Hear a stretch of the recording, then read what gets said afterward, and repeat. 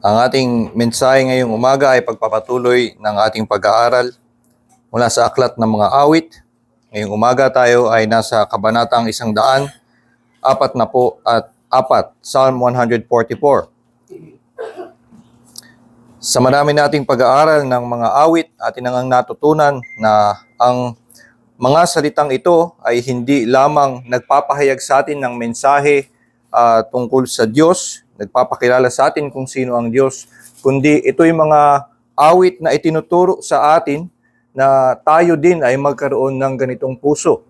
Tulad ng pag-anyaya sa isa ding awit sa Psalm 34, "Taste and see that the Lord is good."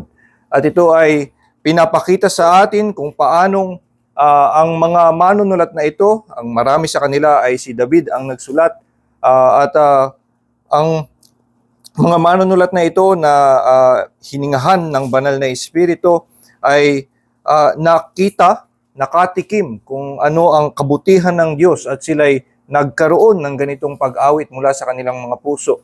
Kaya't ang pagtuturo sa atin ng mga awit na ito ay may ganoon ding ginagawa sa atin na tayo ay makatikim ng kabutihan ng Diyos. Makita din natin kung paano anuman ang kanilang mga naranasan, anuman ang kanilang mga nakita tungkol sa Diyos ay bukas din para sa atin at maaaring tayo din ay magkaroon ng katulad na kagalakan, katulad na pagpupuri ang lumabas sa ating mga puso. Kaya nga ito din ang atin nawang maasahan sa ating pag-aaral muli ng isang awit. Ngayon nga, Psalm 144, hayaan niyong basahin ko sa inyo ang salin sa Ingles ayon sa English Standard Version. Psalm 44 of David. Hear the word of the Lord. Blessed be the Lord, my rock, who trains my hands for war, and my fingers for battle. He is my steadfast love, and my fortress, my stronghold, and my deliverer, my shield, and he in whom I take refuge, who subdues people under me. O Lord, what is man that you regard him, or the son of man that you think of him? Man is like a breath, his days are like a passing shadow. Bow your heavens, O Lord, and come down. Touch the mountains so that they smoke. Flash forth the lightning and scatter them. Send out your arrows and rout them. Stretch out your hand from on high. Rescue me and deliver me from the many waters, from the hand of foreigners, whose mouths speak lies, and whose right hand is a right hand of falsehood. I will sing a new song to you, O God. Upon a 10-stringed harp I will play to you. Who gives victory to kings, who rescues David his servant from the cruel sword. Rescue me and deliver me from the hand of foreigners, whose mouths speak lies, and whose right hand is a right hand of falsehood. May our sons in their youth be like plants full grown, our daughters like corner pillars, cut for the structure of a palace. May our granaries be full, providing all kinds of produce. May our sheep bring forth thousands and 10,000s in our fields. May our cattle be heavy with young, suffering no mishap or failure in bearing. May there be no cry of distress in our streets. Blessed are the people to whom such blessings fall. Blessed are the people whose God is the Lord. Pagpalain nawa ng Diyos ang pagkabasa ng kanyang banal na salita. Nitong mga nakaraang linggo ay napag-iinitan ni Pastor Diego ang mga nagsasabi ng sana all. Ito kasing sana all ay nauuso sa atin ito'y pabiro lang naman na sinasabi at hindi naman necessarily ito palaging nagmumula sa isang talagang maduming puso, Ngunit ito din ay masasabing naguugat sa isang tunay at hindi dapat minamaliit na kasalanan, ang pagkainggit. Ang pagkakaroon ng inggit na makakita sa iba ng siguro ng ikinilalamang sa iyo, at ito'y iyong kainggitan at gusto mo ako din, kaya sasabihin mo sana all, pabiro. Pero yung mismong salita na sana all ay sa totoo lang parang mabait, kasi nga ang gusto niya hindi lang para sa kanya kundi para sa lahat. Yung hindi naman din kung literal lang nating iintindihin yung sinasabing sana all, ay hindi naman niya talagang gustong awayin yung nakikita niya sa iba, na para bang bakit ikaw may ganyan? Gusto ko ako din.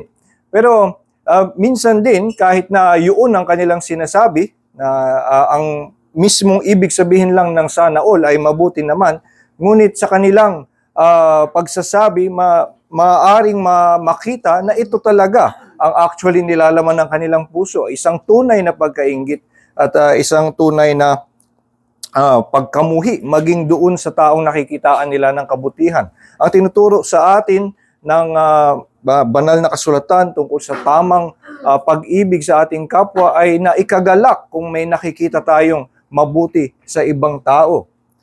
Pero sa isang banda ay maaari din nating sabihin, meron actually uri ng pagkainggit, sabihin nating pagkainggit na pwedeng katanggap-tanggap. Meron tinatawag dati si Martin Luther na holy discontent, isang banal daw na hindi pagkadiskontento, dahil ang discontent ay hindi naman din pinupuri sa banal na kasulatan. Ngunit tama na kung titignan mo ang iyong sarili at makita mo ang mga pagkukulang mo sa kabanalan, makita mo na meron ka pang ilalago, ito ay tamang pagkadiskontento. Merong nagsabi ng mga in the past century, isang modern theologian na nagsasabing meron din daw holy envy. At ang kanyang particular na tinutukoy ay yung kapag nakakita ka ng ibang denominasyon, ibang tradisyon, na para bang pinagpapala, ay dapat makita mo din na oo nga, maganda yung nangyayari sa kanila, maganda yung ginagawa nila, baka meron tayong matututunan at sana tayo din ay merong ganoong maranasan. At tulad nga din ng paanyaya ng mismong awit na sinasabing, taste and see that the Lord is good. Hindi ba ang banal na espiritu mismo sa pamamagitan ng mga manunulat ang humihikayat sa atin, na pinapakita niya sa atin kung gaano nga talaga kaganda ang kanyang nararanasan na pag-ibig ng Diyos. Pinapakita niya na ako ay nakatikim kung ganong kabuti ang Panginoon. Nakikita ko na ang Diyos, kapag siya ang Panginoon, ang aking Diyos, at siya ang aking pinaglilingkuran, siya ang aking pinagtitiwalaan, ay ito'y nakagagalak sa akin, ito'y pagpapala sa akin. Ito nga'y inyong tikman, makita nyo na totoo nga ito. At kaya kung tayo man ay nagbabasa sa mga awit at makita natin na itong si David sa kanyang mga panalangin, bakit ang tamis ng kanyang mga panalangin pagtawag niya sa Panginoon? Bakit ang kanyang relasyon sa Diyos ay may ganitong init? Hindi ba't maganda nga din na ako din ay makatikim ng ganyan? Gusto ko din para sa akin yan. At ito nga naman talaga ang problema lang sa mga nagsasabi ng sana all, ay usually ito ay nakatuon sa mga bagay na mababaw. May nakita lang na konting inilamang sa material na bagay, sa pagiging komportable, at ito ang hinahangad natin. Pero kung ang nakikita natin ay isang kalaguan sa kabanalan, ang init ng pag-ibig sa Panginoon, nakita natin sa iba at nakita natin, lalo na dito sa mga halimbawang ipinapakita sa atin sa banal na kasulatan, ang mga anak ng Diyos na nakatikim ng matinding kabutihan ng Diyos ay mabuti na ating sabihin, sana ako din, gusto ko ding matikman ang ganyang relasyon sa Diyos. At ang mabuting balita nga na sinasabi sa atin ng talatang ito ay explicit na sinasabi sa atin, ay na hindi lamang ang mga tulad ni David ang nakakaroon ng ganitong relasyon sa Diyos. Mismong siya ang nagsabi doon sa huling talata, "Blessed are the people to whom such blessings fall. Blessed are the people whose God is the Lord." Ang lahat ng tao, ang buong bayan, na kung ang kanilang Diyos ay ang Panginoon, si Yahweh, lahat sila ay mapalad. Hindi na ito'y para lamang sa mga tulad ni David, para lamang sa mga ibang mga kahanga-hanga ang kanilang mga panalangin, mga kakaiba ang kanilang disiplina, kundi ang lahat ng tao na sila ay masasabing ang Diyos, ang Panginoon ang kanilang Diyos, at sila rin ay masasabing sila ay ang bayan ng Diyos. Ito ay lahat sila ay matatawag na mapalad. At ito nga ang pinaparating sa atin ngayon ng banal na Espiritu sa pamamagitan ng mga salitang ito, na meron tayong sukdulang pagpapala bilang mga mananampalataya. Ang lahat sa atin, ang lahat ng bayan ng Diyos na ang Panginoong si Yahweh ang kanilang Diyos ay masasabing sukdulang pinagpala. At tayong lahat ay mayroong ganong kagalakan, mayroong ganong matitikman na kabutihan ng Diyos, kaya tayo din ay maaaring pagmulan ng ganitong mga awit tulad ni David. Dito sa Psalm 144, makikita natin si David ay parang may kakaibang relasyon sa Diyos na siguro hindi tayo makarelate, hindi natin maisip na ganun din tayo makitungo sa Diyos. Halimbawa sa talatang 2, tinatawag niya ang Panginoon, "He is my steadfast love and my fortress, my stronghold and my deliverer, my shield and he in whom I take refuge." Ito ay mga salitang para bang napakatamis na siya ay may kakaibang pagkilala sa Diyos, at siguro tayo sa ating sariling mga panalangin, sa ating mga sariling pagpupuri, hindi ito ang natural na lalabas sa atin. Hindi ganito ang pagkilala natin sa Diyos. At siguro ang iisipin natin, merong kasing kakaiba kay David, kakaiba ang naranasan ni David, kaya't siya ay merong ibang pagtingin sa Diyos. At kung tayo lang din ay dumaan sa mga tulad ng pinagdaanan ni David, yun siguro ang kailangan para ako ay magkaroon din ng ganun kainit na pag-ibig sa Diyos. Pero ang tinuturo nga sa atin ni David mismo sa pamamagitan ng awit na ito, lahat tayo ay pinagpala. Lahat ng mga bayan ng Diyos ay meron ng ganitong pagpapala kung ang Panginoon ay kanilang Diyos.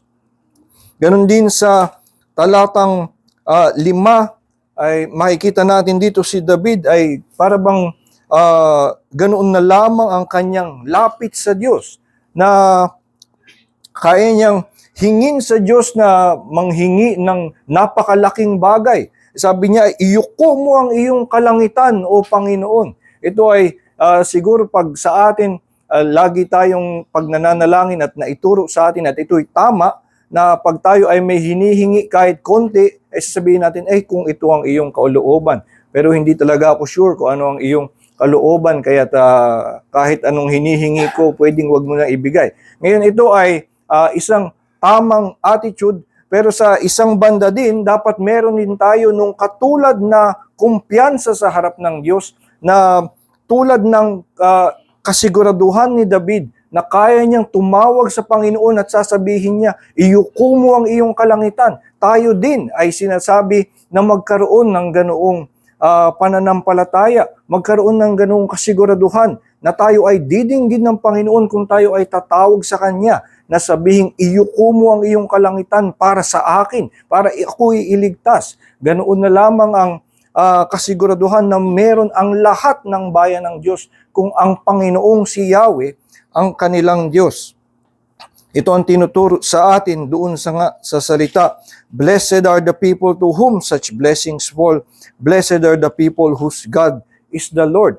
Hindi naiiba sa pagpapala ang bayan ng Diyos. Tayong lahat ay makakatanggap nitong pagiging mapalad na ito. Pero siguro kahit ilang beses nating ulit-ulitin na ito ang sinasabi sa atin, na tayo nga ay merong ganong pagpapala na merong ganong pangako sa atin, ay siguro hindi nga kapanipaniwala, laging mananatili sa atin na ay, si David, iba talaga yan hindi ako pwedeng umangkin. Na tulad ni David ay pwede akong tumawag sa kanya ng ganoon din. At na tulad ni David, pwede akong magkaroon ng ganong kalapit na relasyon sa Diyos. Well, una nga, tandaan natin na itong mga salitang ito ay talagang magiging awit ng bayan. Hindi ito mangyayari lang na pakikinggan ng bayan ng Israel si David habang kumakanta siya mag-isa at pinapakita niya na ito ang kanyang kakaibang panalangin. Hindi, itong awit na ito ay inihatid sa buong bayan ng Diyos at henerasyon ng mga Hudyo at mga mananampalatayang Kristiyano ay naging awit. Ang awit na ito, ito'y naging bahagi ng kanilang pagsamba at sila din ay tinuturuan na ganito ang kanilang maging mga dalangin. At maliban doon, makikita nga natin mismo kung ating ang susuriin ang mga awit na ito, wala sa lahat ng mga ito ay para lamang kay David. At tinuturo mismo ng awit na ito na ang lahat ng kanyang mga inaangkin ditong pagpapala ay hindi para lamang kay David. Paano natin ito makikita? Paano natin makikita na ito ay lahat para sa atin? Ang isang dapat nating unawain ay yung salitang their God o yung pagiging yung bayan na ang Diyos nila ay ang Panginoon. Ito ay tumutukoy doon sa lengguwahe ng Panginoong si Yahweh, sa ang Diyos, nung siya ay nangako kay Abraham, kay Moses, at siya'y gumagawa ng tipan sa bayang Israel na kanyang sinasabi, I will be their God and they shall be my people. At doon sa pangakong iyon, hindi lamang na lahat ng tumatawag sa akin at sabihin nila, ilagay nila sa registration form na ang kanilang Diyos ay si Yahweh. Hindi ganoon ang ibig sabihin. Kundi na merong pagkakaroon ng tipan ang Diyos sa bayan ng Israel na masasabing ang Diyos mismo ang nagpapaangkin sa bayan ng Israel. Sinasabi niya, binibigyan niya ng karapatan ng Israel na angkinin siya, ako ay kanilang Diyos. Na ito'y hindi binibigay sa lahat ng ibang bayan. Ito ay isang espesyal na pabor na ibinibigay sa Israel sa kanyang pakikipagtipan.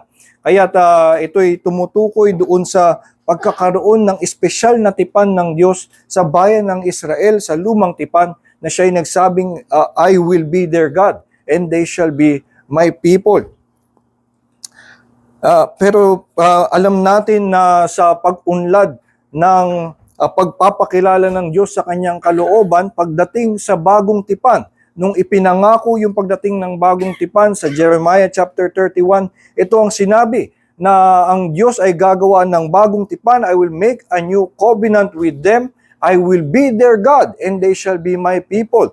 At ito daw ay gagawin niya at mangyayaring ang lahat ay kanyang magiging sumusunod sa kanya. I will write my law in their hearts, for I will forgive their iniquity and remember their sins no more. At itong pangakong ito sa bagong tipan ay sinasabing sa atin na nga ng mga mananampalataya. Hindi lamang sa bayan ng Israel, lahat ng mga beneficiaries of the new covenant ay masasabing ang Diyos ay nagpaangkin sa kanila. Na sa kanila nga ang Diyos na si Yahweh ay kanila na. At masasabi nila that they as a people, if they believe in God through Jesus Christ, ay si Yahweh ang kanilang Diyos. Kanila ang si Yahweh bilang Diyos. Ito ang pangako ng bagong tipan. Ito sinasabi sa atin, una sa John chapter 1, na to all who receive Him, who believe in His name, He gave the right to be children of God. At doon sa pagpapaliwanag ng manunulat sa mga taga-Hebreo tungkol dito sa pangako ng bagong tipan sa Jeremiah 31, kung paanong ito ang tipan na ating kinabibilangan bilang mga mananampalataya. Ito ang tipan sa atin na tayo ay mga pinatawad, at dahil sa pagpapatawad ng Diyos sa atin ay hindi na tayo maaalis bilang kanyang bayan. Dahil nga yun ang pinakamaaring maghiwalay sa iyo sa Diyos, ang kasalanan. ay yun ang pinakadahilan kung bakit ang tao ay nawawalay sa Diyos at hindi siya makikilala bilang kanyang Diyos. Dahil pag ikaw ay makasalanan, ikaw ay hindi karapat-dapat na magkaroon ng relasyon doon sa Diyos na banal. Ngunit ito nga ang bagong tipan na iginawad ng Diyos sa pamamagitan ni Hesukristo, ang lahat ng sumampalataya sa Kanya ay pinatawad. At yung kasalanan na maaaring humarang sa kanilang relasyon ay nagiging ay inaalis, binubura. Ang record nito ay binibigay sa kanila ang katuwiran ni Hesukristo, kaya't nagkakaroon nga ng pakikipag-ugnayan ang Diyos na banal sa mga makasalanan. At ito ang ating kasiguraduhan na ang pagpapala ng bagong tipan na siya ang ating Diyos ay mapapasa atin. Sa lahat ng mga sumampalataya ay meron nitong dakilang sukdulang pagpapala na tayo ay kanyang bayan at siya ay ating Diyos.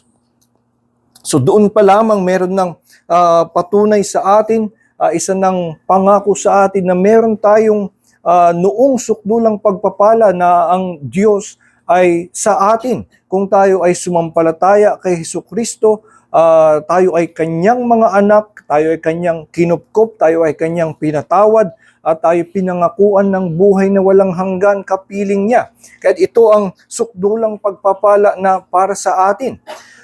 Ngunit kung nananaig pa rin sa ating mga puso ang para bang pagdududa na sa mga mananampalataya, siguro yan yung pinaka entry level na pagkakaroon ng pagiging blessed, pero merong kakaibang pagiging pinagpala si David na hindi masasabing kapareho sa iba. At kaya yun ang pinagmumulan ng kanyang mga mahiwagang mga salita na sinasabi sa awit na yan. Pero kung ating ang titingnan, wala sa mga ito ay espesyal para kay David. Una, itong verse 1 ay pinapakita actually sa atin na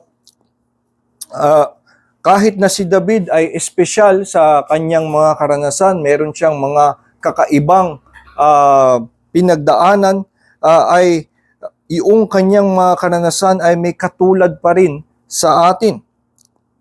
Dito sa talatang 1, sinasabi ni David, "Blessed be the Lord my rock, who trains my hands for war and my fingers for battle."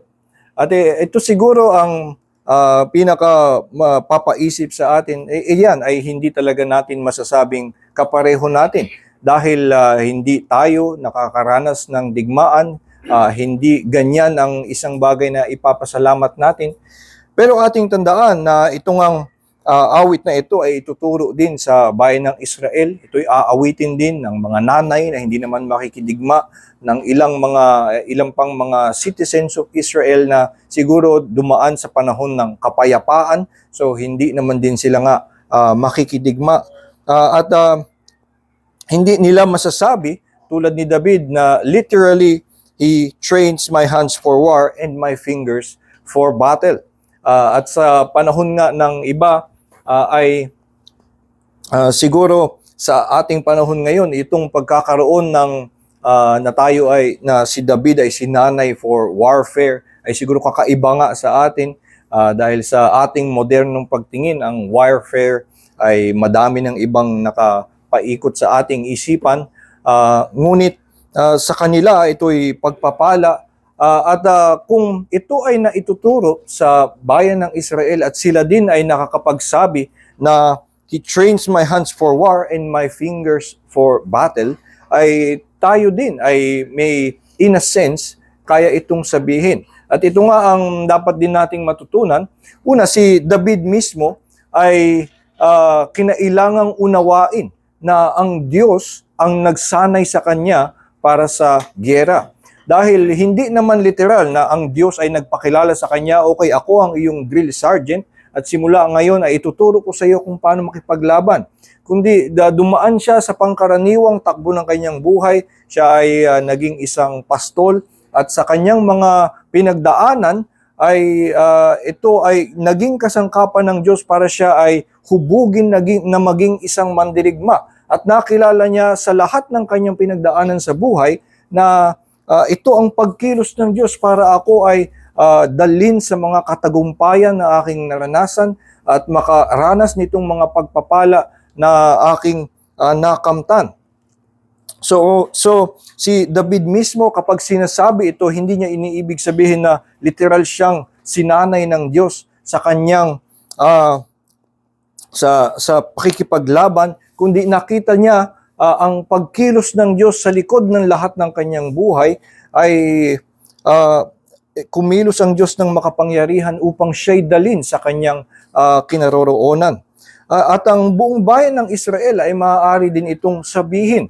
Maaari nilang balikan ang kanilang buhay at tignan kung paanong lahat ng kanilang pinagdaanan sa likod nito ay kumilos ang Diyos. At maging sa mga panahon na dumaan sila sa kadiliman, mga panahon na siguro sa ating pananaw ay hindi maganda, ay kung ating titignan ito mula sa mata ng pananampalataya, na tingnan natin na ito ay pagkilos ng Diyos upang tayo'y dalhin sa ating kinaroroonan, ito ay matututunan din nating ipagpasalamat. Tulad nung binasa kanina, kung anuman ang mga bagay na was meant for evil for us, God meant it for good.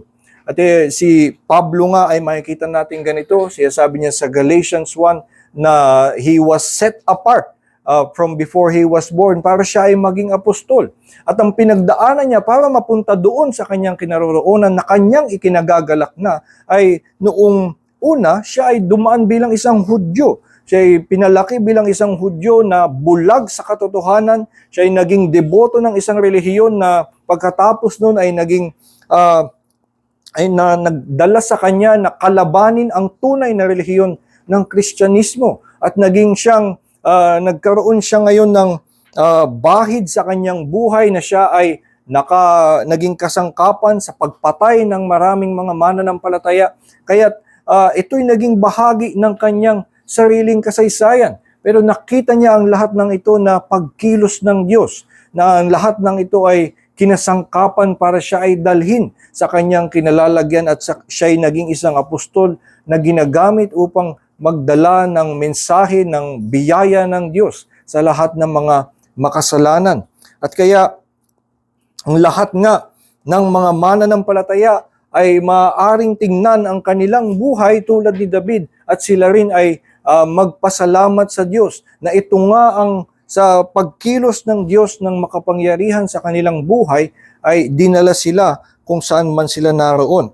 Kaya tayo din ay makapagsasabi na He is our steadfast love and our fortress, our stronghold and our deliverer, our shield and He in whom we take refuge. Siya nga ang ating sandigan. At maaari ding ito ang maging pagkilala natin sa Diyos kung ating maunawaan kung paano ang ating buong buhay nga ay iningatan ng Diyos. Kaya dito tulad ni David, kahit na merong iba sa kanyang mga karanasan, meron siyang partikular na mga karanasan na hindi nadadanasan ng marami sa mga mananampalataya. Pero tayong lahat ay nakaranas ng ganung makapangyarihang pagkilos ng Diyos, na pag-iingat ng Diyos na tayo ay dalhin na kung nasaan tayo ngayon. At kinasangkapan ang kung ano-anong mga bagay para turuan ka na maging mahusay sa iyong kasalukuyang propesyon, na maging mabisa sa iyong pagmiministeryo, at kung ano pa man ang iyong katayuan sa buhay, kung paano ka ginagamit ng Panginoon sa iba't ibang bukasyon na iyong kinakatayuan. Itong lahat ng ito ay pinangyari ng Diyos sa kanyang makapangyarihang pagkilos sa iyong buong buhay. Yung babalikan na ito'y dumaan sa maraming mga hindi mo siguro napansin noon na ito'y pagkilos ng Diyos. Pero maaaring makita lang natin na ito nga ay pagkilos ng Diyos. Ito ang kanyang pagsasanay sa akin, pagsasanay sa aking mga kamay upang ako ay magkaroon ng katagumpayan ngayon sa aking mga ginagawa. Ito ay maipagpapasalamat din natin at nagkakaroon tayo ng pagkilala sa Kanya tulad ni David na siya ang ating steadfast love, our fortress, our stronghold, and our deliverer. So bagamat si David ay iba sa atin, ang kanyang karanasan ay may katulad pa rin. May katulad na karanasan tayo na pagkilos ng Diyos sa ating buhay. Pero maliban doon, kung ating ipagpapatuloy ang pagtingin sa kanyang dalangin, ay si David mismo ay pinakikitang, hindi niya nakikitang iba ang kanyang katayuan sa lahat ng ibang tatawag sa Diyos. Ito ang makikita natin sa talatang 3. Sabi niya, O Lord, what is man that you regard him? Or the son of man that you think of him? Man is like a breath, his days are like a passing shadow. At dito ay makikita natin sa kanya, kaya siya mayroong pagkamangha sa pag-ibig ng Diyos ay hindi dahil kakaiba ang pagpapala na kanyang natanggap, kundi kahit na maliit siguro ang pagpapala na kanyang natanggap, dahil lamang siya ay tao, dahil nakikita niya na lahat ng pagpapala mula sa Diyos ay ibinibigay sa isang tao na hindi naman karapat-dapat, na tao na wala lang dapat sa Diyos, like a breath, and his days are like a passing shadow. Siya'y wala dapat halaga sa Diyos, pero siya ay pinahalagahan, siya ay binigyan ng atensyon, siya ay iningatan. Kaya't siya ngayon ay may pasasalamat. Kaya't kung tayo din ay makita natin na pareho lang ang ating katayuan kay David. Dahil si David ay kumikilalang pareho lang ang katayuan niya sa atin at sa lahat ng tao. Na ang tao ay, what is he that he is regarded by God, or the Son of Man, na iniisip pa siya ng Diyos. Dahil nga sa kanyang pagkilala kung ano talaga ang kanyang katayuan, ito ang pinagmumulan ng kanyang matinding pasasalamat. At kung tayo din ay magkaroon ng ganoong pagkilala sa atin na tayo ay mga tao lamang, mga hindi naman karapat-dapat na tingnan at all ng Diyos, kung anumang pagtingin sa atin ng Diyos, anumang pag-iingat sa atin ng Diyos, ganun na lamang din ang ating mga pagpupuri.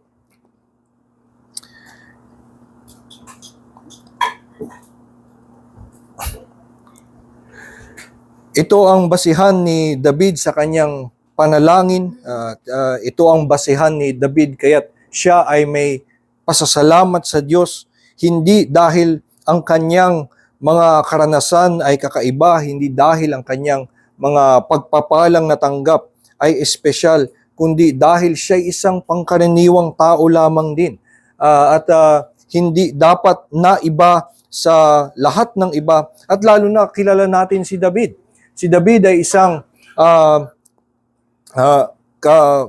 kahanga-hanga nga sa kanyang mga panalangin, kahanga-hanga sa kanyang pag-ibig sa Panginoon. Ngunit bukas ding sinasabi sa atin ng banal na kasulatan, at si David mismo ang naglatahala ng mga detalye ng kanyang buhay, na makilala natin na siya ay makasalanan din, na siya ay tulad ng lahat ng ibang tao na merong matinding kasalanan, at ang pinakadakilang pagpapalang kanyang natanggap ay ang kapatawaran sa kanyang kasalanan. Kasalanan ni David ay isipin man lang natin ay siguro na tayo ang gagawa, ay kinatatakot na natin. Si David nga ay talagang nagawa niya ang mga pinakamasahol na kasalanan. Ngunit ito din ang tuturo sa kanya, nagpaalala sa kanya na wala siyang maipagmamalaki sa harap ng Diyos, at na hindi dahil sa kanyang pagiging kakaiba, dahil sa kanyang pagiging mainit sa pag-ibig, kaya't siya ay nagkakaroon ng mga pagpapala, kundi kung ating uunawain ang katuroan ng banal na kasulatan, ay dahil matindi ang pagpapatawad na kanyang natanggap. Dahil nakatanggap siya at naunawaan niya na hindi siya karapat-dapat na kaawaan ng Diyos, na patawarin ng Diyos sa kanyang mga kasalanan. Ngunit pinatawad siya at siya'y tinatanggap. kaya't siya ay nagkaroon ng pag-ibig, kaya't siya ay nagkaroon ng masugid na pagsunod sa Panginoon. At kaya siya ay masigasig sa kanyang paglilingkod ay dahil nauna siyang ibigin ng Diyos. Nakita niya na kahit siya ay tumalikod sa Diyos, ay hinabol siya ng Diyos. Siya ay pinadalan pa ng propeta para talagang siya ay kumprontahin sa kanyang kasalanan upang muling pabalikin. Kaya't si David ay may matinding pasasalamat sa biyaya ng Diyos at ang kanyang pananampalataya, ang kanyang pag-ibig ay tugon niya sa naunang pag-ibig ng Panginoon. At hindi ito ang dahilan kung bakit siya pinagpapala ng Diyos, kundi yung pagpapala ng Diyos ng pagpapatawad ang nagdulot sa kanya na magkaroon ng ganitong pasasalamat. Kung tayo din ay maunawaan natin na ito ang nauna na nga sa atin, na tayong mga makasalanan ay pinatawad sa ating mga karumihan, tayo ay tinanggap pa rin sa pamamagitan ni Hesukristo, ay tayo din ay may matatayuan na tayong magkaroon ng ganitong kagalakan at sigasig sa ating paglilingkod at init ng pag-ibig sa Kanya, dahil parehong ang pagpapalang natanggap ni David na kapatawaran sa kasalanan ay natanggap din natin. Kaya tayo din ay mayroong dahilan na magpuri sa Kanya. Sa turo ni Santiago, sa James, ay inalala niya na si Elijah ay may kapangyarihan sa pananalangin. Sinabi niya sa huli ng kanyang sulat, si Santiago, na si Elijah nung nanalangin ay pinanalangin niya na wag umulan at hindi umulan. At pagkatapos noon, pinanalangin niya na umulan na ulit at umulan nga ulit. Itong mga ganitong kakayanan o sa kaniyang panalangin ay pinakita ni Santiago at sinabi niya na ito'y bukas din actually sa iyo. Elijah is a man like unto you. Ito ang katulad mo lang din si Elijah, ngunit siya'y nakatawag sa Panginoon na at ito'y may bisa.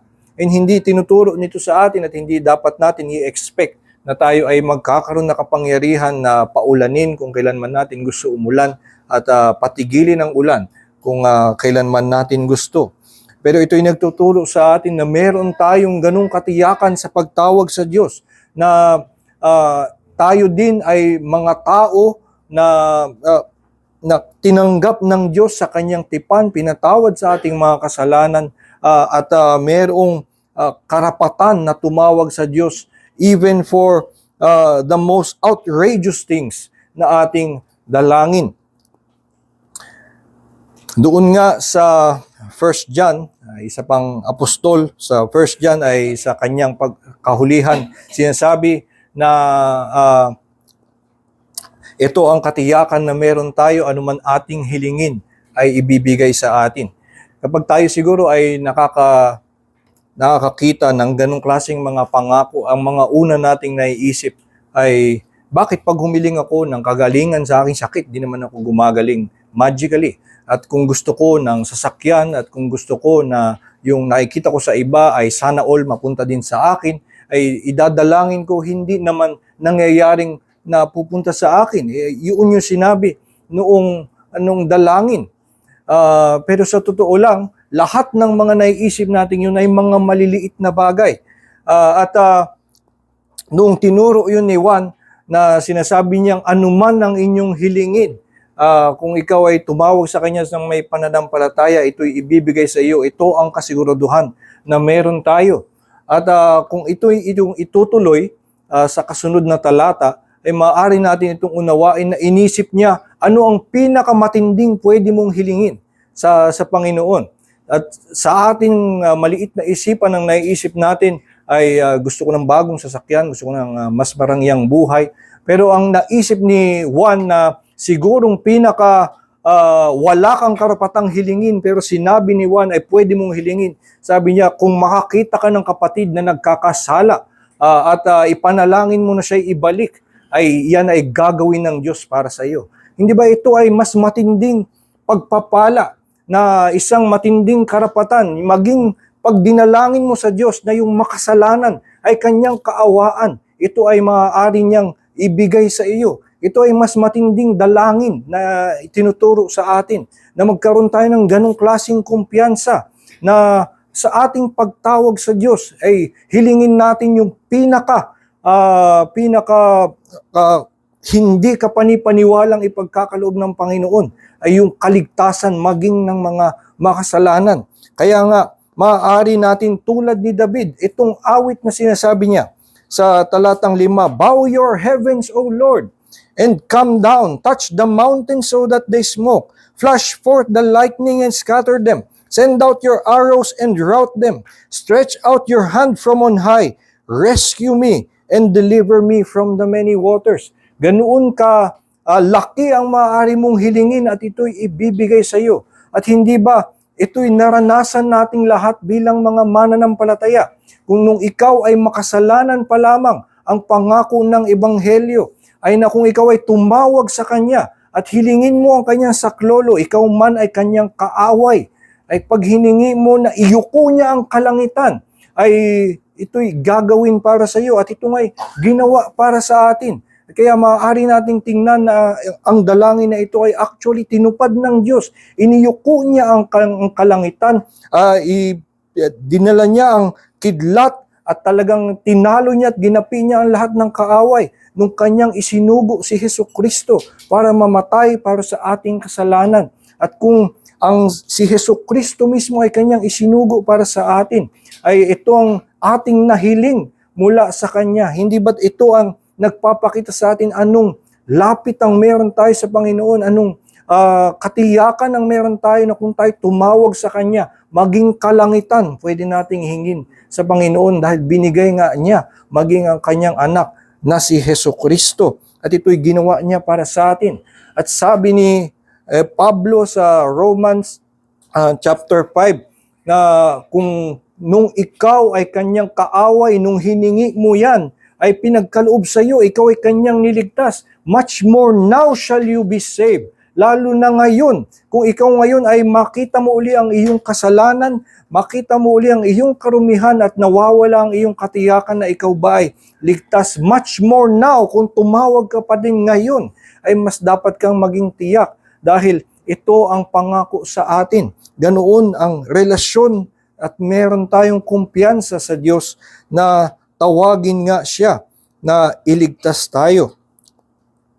Ito ang katiyakan na meron tayo sa Diyos, kaya't hindi tayo naiiba kay David. Mula kay si David ay siya mismong kumikilala na pareho lang ang katayuan niya sa atin at tayo din ay dapat magkaroon ng pag-unawa na hindi tayo naiiba kay David, hindi iba ang ating katayuan. Bilang anak ng Diyos, meron din tayong karapatan na tumawag sa Kanya maging ng panalangin na iyuko niya ang kalangitan at ito'y ginawa nga niya sa pamamagitan ni Hesukristo. Ikahuli ay makikita natin, maliban sa tinuturo sa atin na si David ay hindi iba sa atin, meron tayong katulad na karanasan at na meron tayong parehong katayuan, ay tinuturo din sa atin dito na ang kay David ay meron tayong iisang kaligtasan. Kapareho at kasama natin siya sa iisang kaligtasan. Kaya ang ating mga dalangin, ang ating pagpupuri sa Diyos ay hindi kailangang maiba mula sa Kanyang mga panalangin. Sabi dito sa verse 9, "I will sing a new song to you, O God, upon a 10-string harp I will play to you, who gives victory to kings, who rescues David his servant from the cruel sword."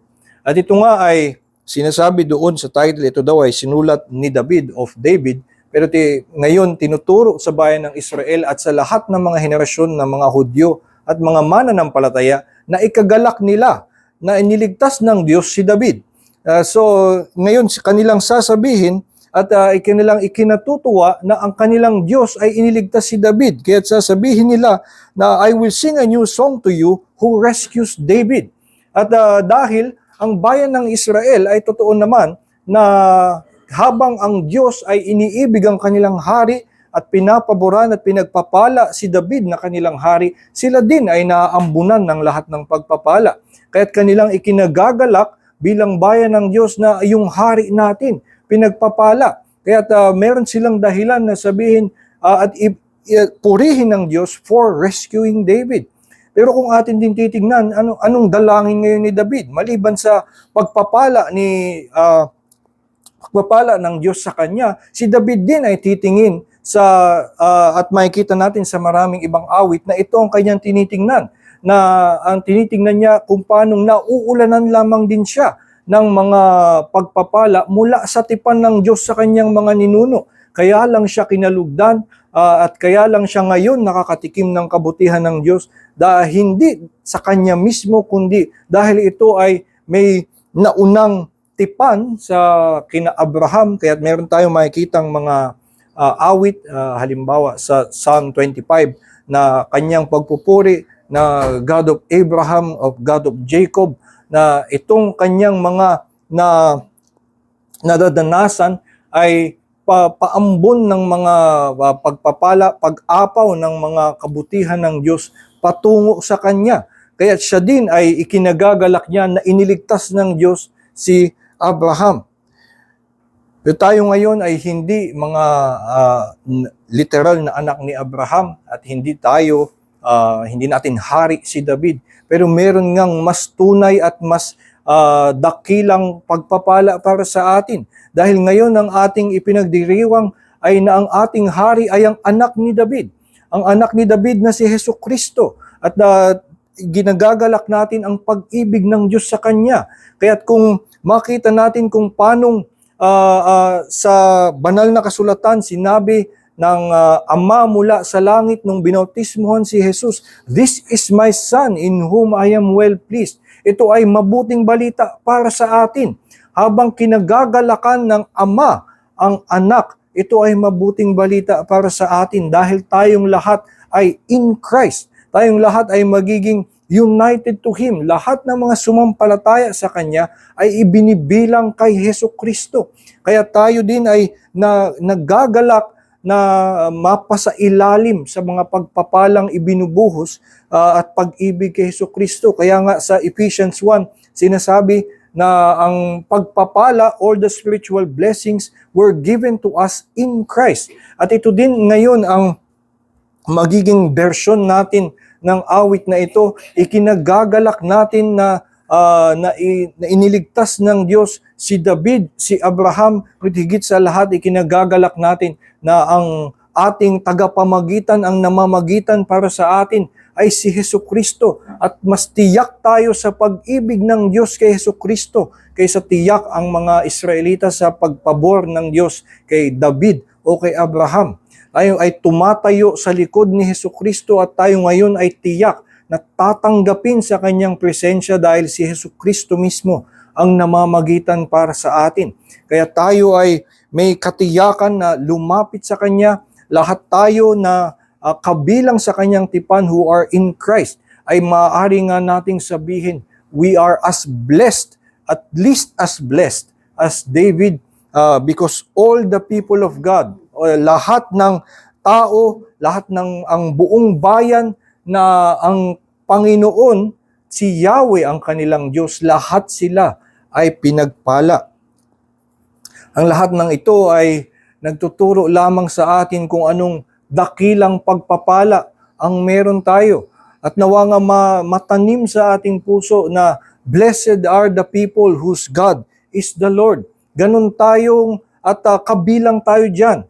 Tayong lahat ng mga mananampalataya ay pinangakuan ng Diyos na maaari natin siyang angkinin bilang ating Diyos. Kaya tayo ay nawa magkaroon ng pag-unawa na ganun kalalim ang ating pagpapala. Hindi na tayo nasa entry level lamang ng pagiging mapalad in the kingdom of heaven. Tayo ay ibubuhos ang buong kaharian. Sinasabi iyon na sa atin na mapalad tayo, ang kaharian ay sa inyo.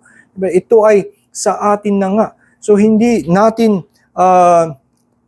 kung meron pang natitira sa ating puso na pagtumitingin sa kahit sino sa mga mga makikita natin, lalo na dito sa awit, at makita natin si David sa kanyang panalangin at kakaiba ang kanyang relasyon. Kung tayo pa rin ay nagsasabing sana all, ay matutunan nga nawa natin na sabi sa atin, lahat nga tayo ay mayroong ganitong bahagi sa pagpapala na ating makakamtan mula sa Diyos. Lahat tayo ay may ganitong kagalakan. Kaya't nawa at sa ating paglakad sa ating buhay ay hindi tayo manliit. Magkaroon tayo ng lakas ng pananampalataya na ganito kalalim ang pag-ibig ng Diyos sa atin, ganito kalawak ang pagpapala ng Diyos sa atin, upang sa ating buong paglakad lagi tayong may kagalakan, pagpupuri sa kanyang mga pagpapala. At kung meron pang mga hindi nakakatikim ng kabutihan ng Panginoon, hindi pa masasabing ang Panginoong si Yahweh ang kanilang Diyos. Ito nga ang pangako ng Ebanghelyo na ibinabahagi namin sa inyo. At hindi kami makakapangako sa inyo na ang inyong mga problema, ang lahat ng inyong mga suliranin ay mawawala. At marahil nga yan ay mananatili at kami mismo ay walang magagawa sa marami sa inyong mga problema. Ngunit ang pangako lamang ng Ebanghelyo na tiyak ay na ang lahat ng inyong kasalanan, ang buong puot ng Diyos sa inyong kasalanan ay maaalis kung kayo ay sumampalataya lamang kay Hesukristo. Kung kayo'y tanggapin siya bilang inyong tagapagligtas, ay ibibihis sa inyo, ibibihis ang kanyang katuwiran sa inyo at kayo'y makakatayo sa presensya ng Diyos at sa pangwalang hanggan ay kasama kayo sa pagbubuhusan ng kanyang pag-ibig. Ito ang sinasabi ni Juan sa 1 John chapter 1. That which we have heard we proclaim also to you, so that our joy may be complete, that you may have fellowship with us, and indeed our fellowship is with the Father and His Son Jesus Christ. Sa aming pagbabahagi ng Ebanghelyo sa inyo, ito'y hindi na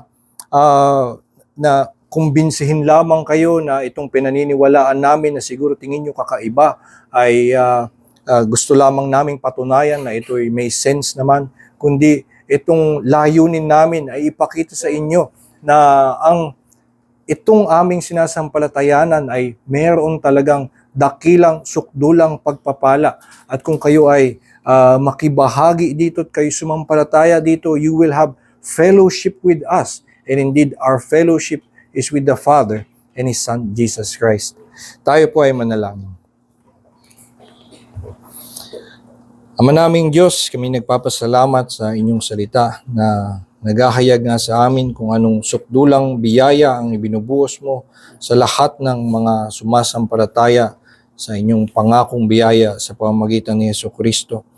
Tulungan niyo nga kami, Panginoon, na mas lalo pang maunawaan na ganun nga kalalim ang inyong pag-ibig sa amin, sa aming kasalanan, sa aming kahinaan. Minsan kami nanliliit at nalalakihan sa aming mga karumihan. Ngunit inyong ipinamumukha sa amin, pinaalala sa amin sa pamamagitan ng inyong salita na mas mayaman ang inyong biyaya kaysa sa lalim ng aming karumihan. Kaya't nawa nga, Panginoon, aming maunawaan kung ano nga talagang gaano kamangha-mangha ang pag-ibig mo sa amin, nang sa gayon kami ay lumakad palagi ng may pasasalamat at pagpupuri sa iyong kadakilaan. O ang aming dalangin sa Panginoon Jesus. Amen.